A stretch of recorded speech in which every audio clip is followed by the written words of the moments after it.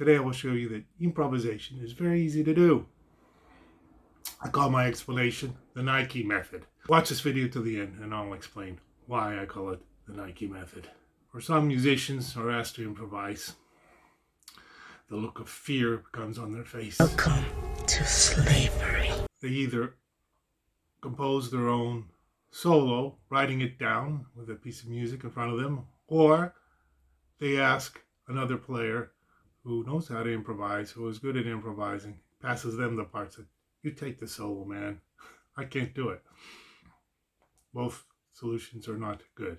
I call this is improvophobia, the fear of improvising.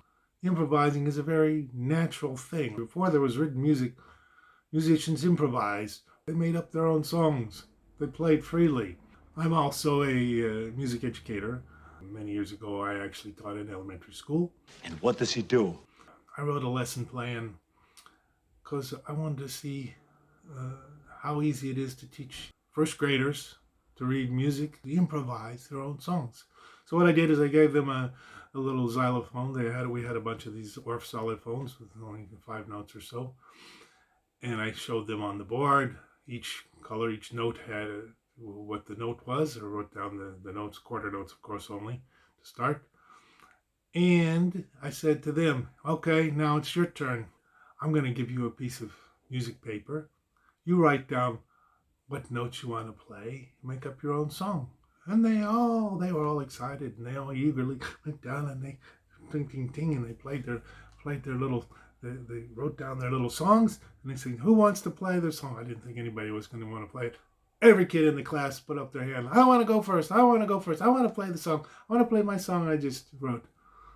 I was really surprised. It was natural. They wanted to invent. It was fun to improvise their own song. It was fun. It's natural. Here lies in the problem of teaching improvisation. Most of what teachers do when they teach improvisation, they say, okay, you have these chords, and these scales go with these chords, and you have to play these notes with these scales. They put down a piece of music in front of them, a piece of the scales and the chords, and then they put down a song with some chord changes in it, and they say, put on the band track, and they say, improvise. Improvise. What happens? Oh my God. They don't know what to play. They're so scared. Fear. I've seen this many times when I had my improv classes in university, where a lot of the classical guys, they never improvised. They sound terrible. Now, my teacher didn't do this, but what a lot of the teachers do, someone improvises and they point out, no, that's the wrong note. No, you shouldn't play this note. No, you shouldn't play that note. Or like the drummer throws a cymbal at him when they play really badly. No, that was Joe Jones and Charlie Parker. Myth. Don't know if that was real. Charlie Parker went back home and practiced and practiced and practiced, and then became the legend. And then, or the teacher screams at him, wrong, wrong, wrong, do it again, wrong, wrong. Sounds like the movie Whiplash. Why do you suppose I just hurled a chair at your head, Neiman? Not real. Most good teachers don't do that. What my teacher did was different. It's in the way I teach. I had here, I live in Portugal now, and I used to teach at a jazz school before it closed. And I also substitute taught at another jazz school. I substituted for a good friend of mine, Klaus Steinmeier, who was teaching there for many years. He had to go away for a few days, and I took over his trombone classes. And one of his students, I got in there, I just met him, I didn't know him, and he said, okay, what are you working on? Okay, I'm working on this song, and he put on, okay, you played the band track, and he had the Ebersol book in front of him, and he played through the head, the melody, and he tried to improvise, and was struggling really bad. Didn't know what to play, couldn't play. I said, okay, this is what we're going to do. I want you to shut the music, flip over, don't look at the music, don't look at anything. Now, let's just play. Just play whatever comes into your head. Play, play, and don't worry about if you're hitting a wrong note. Don't worry about it. Don't worry about the chord changes. Don't worry about it. Don't. If you miss a wrong note, it's okay. Like Miles Davis said, wrong notes are opportunities. And there are no wrong notes. So I did this. It was like he was a different trombone player. Totally different. All of a sudden, he was jamming his butt off, playing. Holy smokes. I said, there you go, man. Just don't worry about it. Just play. Use what comes out of your head. Now he's a professional trombonist touring Europe with a jazz group. Worked. I'm not putting down my fellow teachers, but music education is gone too much towards the classical end. Like, you have to read it, you have to study it in a book, and then you improvise. No, it's not how it works. Learning to improvise is a process. Jazz pianist Chick Corea said, he has a very short video out there, rest in peace, Mr. Chick Corea, brilliant musician, fabulous improviser. And people ask him, he says in this video, he asks him, how do I practice improvising? And he said, just sit down and play. Don't worry about it. In this video, the link to this, it's only a 1-minute video. So it's a process. And he says, he gives an example in this video that when a baby, 1-year-old baby, or a little before, a little after, starts to learn to walk, do they get up and then they run a 90-meter dash? No. They're wobbly at first. They misstep. They may fall over. They they fall a few times. They get up. They try it again and then try it again until they're able to walk. And then eventually they're able to run. Some kids go right to running. That's the point. It's a process.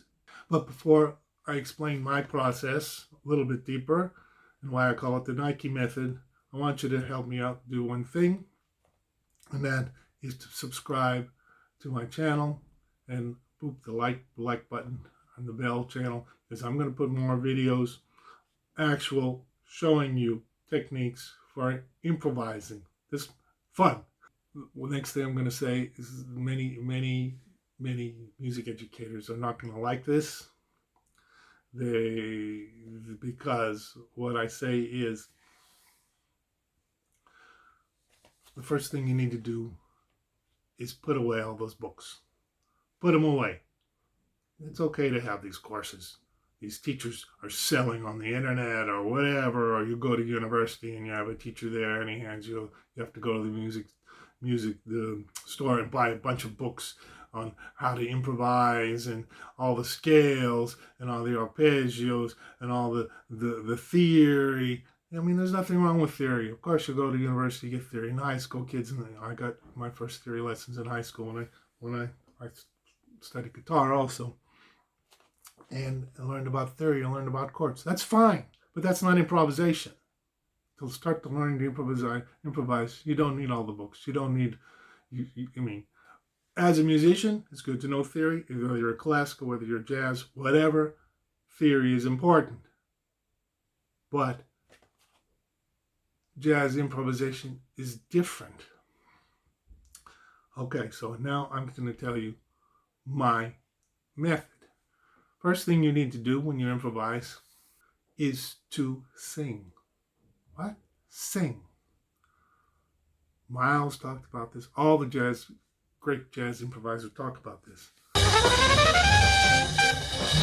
Improvisation is not visual. You don't read improvisation. Where does it come from? It comes from inside your head and into your instrument. Not from the paper to your head to the instrument. It comes directly from what is inside your head, singing inside your head. All the great classical composers improvised. Mozart. Watch Amadeus, the movie. He sits down on the pool table, no piano, no nothing, coming directly out of his head, and he writes it down. That's a form of improvisation. Composition is improvisation slowed down.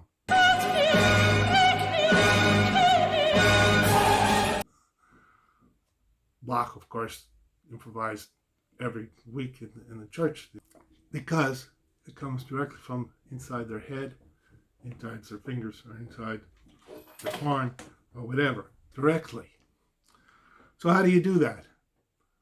This is my first exercise for you. What you need to do is practicing, playing, sing everything before you play. Sing everything, no matter what your instrument is, even pan flute. Sing it. Da, da, da, da, da, da, da.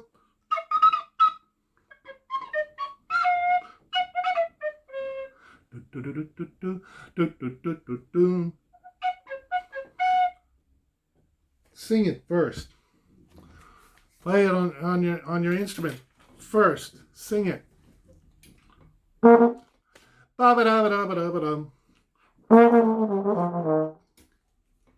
Got it?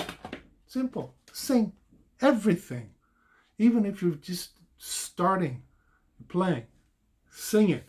That way you're developing the ear, the head, into your horn. And that's the key to improvising.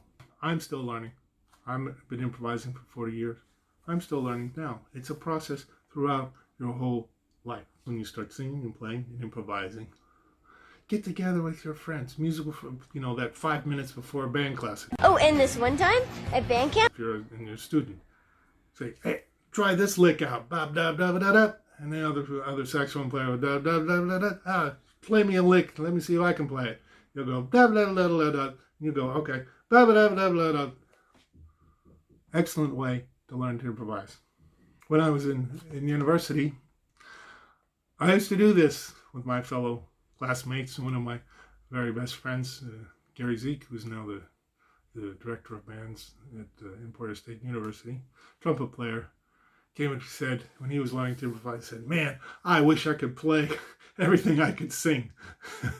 Eventually you can, because eventually you will develop your internal voice that matches your technique. As you develop more technique, you develop more improvisation. It's a process. When I was an education major, I wasn't a performance major, even though I performed professionally throughout most of my life. I also taught throughout my life. And I had to learn class instruments on many instruments like flute, like this. And, we'd get the instruments. There's a full class of beginners who never play these instruments. And I'd learn the first notes. And the first thing I used to do, I would jam out. I would improvise. My students would go, wow, how'd you do it? I'd start jamming, start playing, because I love to improvise. So they thought this was cool. Even my string bass teacher wanted me to double on upright bass, maybe because I was really tall and because I had the ear. It was in my head. I could hear. And violin also I was very good. Okay, because I could hear it. Trombone is a very oral instrument. You have to really listen to what you're playing. It has to come out because there are no buttons to push unless you have a trigger. There's no valves. You just have to know what position, what note are going to come out. You have to hear them and play in tune. Trombone's a perfect instrument for that, for playing in tune. But that's what you have to do. So, wait a minute. Now, so this is your first assignment. Sing, play. Future videos, I'm going to explain more about techniques. Mostly, I'm a jazz player, but it can be classical also, and all instruments. So, why do I call this the Nike method? Now you've made it to the end of the video. Now you're going to find out. It's very simple. What's the theme? What's the thing that of all the sports guys do? What's the Nike theme? What is it? Just do it. The only way to learn to improvise is to do it. You can't learn to kick a football by reading it in a book, can you? No. You have to go out and practice. You have to do it. Just do it. Put on those sneakers and kick the ball. Pick up your instrument and improvise, jam out, have fun. Improvisation is fun. Don't be scared. Lose that fear. That's the first thing you want to do. And that's these first lessons. We teach you to have fun and lose your fear Fear is the path to the dark side of improvisation. So that's all.